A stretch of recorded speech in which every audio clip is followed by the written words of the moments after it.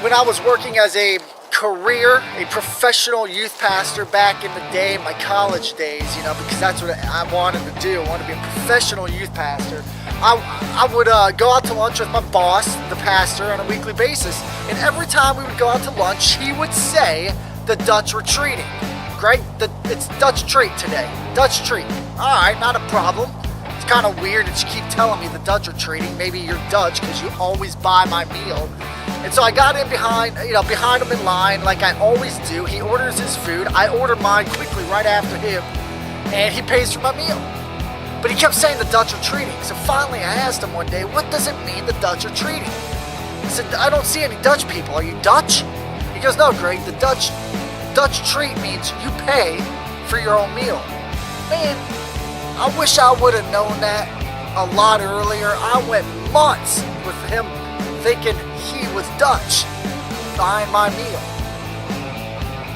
What does mercy mean? We need to get this squared away. We need to get into the mind of Jesus to see what mercy means so we don't have that awkward moment one day looking at Jesus saying, oh, that's what you meant.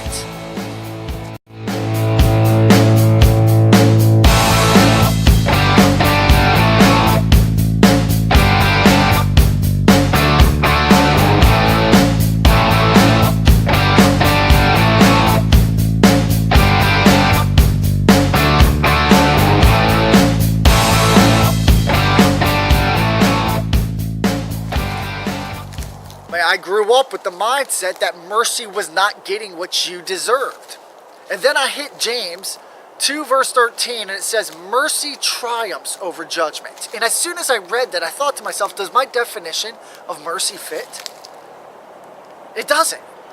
Mercy is not defined as not getting what you deserve. That is judgment. Think about it. Jesus says that if you even hate your brother in your heart, you've murdered him. So if I'm standing with you and we're looking at each other and you're talking to me and I'm judging, or in my mind coming to a justice about you that you deserve something. You deserve my wrath, my punishment, but I'm not going to give it to you. Have I not already committed judgment? Have I already not judged you or condemned you? Therefore, mercy cannot be defined as not getting what you deserve because that definition is laced with judgment. And Jesus says, look, you do it in your heart, you might as well have done it outside. I mean, it is the equivalent in God's eyes as committing the behavior. So what is mercy? What does mercy mean? Well, I looked it up in a book called the Theological Dictionary of the New Testament. It's a very thick book. And it has a lot of the origin of Greek words. And the word mercy, elios, depends how you want to say it, is a pathos. A pathos is a quality that is evoked by pity or sadness. So mercy is a quality evoked, it evokes pity and sadness when you see the undeserved affliction of someone else. You see somebody has undeserved affliction and you have compassion for them. I want you to get this. When you see that somebody has undeserved affliction and you have compassion on them, that's mercy. Mercy is not defined as not getting what you deserve. The word itself means to have compassion on people who are stuck in undeserved affliction. And go back to Matthew 9, Jesus says, we are all sick. We are all stuck in undeserved affliction. Mercy is seeing you or seeing the person next to you as a person stuck in a fallen condition. And that evokes pity, sadness, compassion, and love for that person.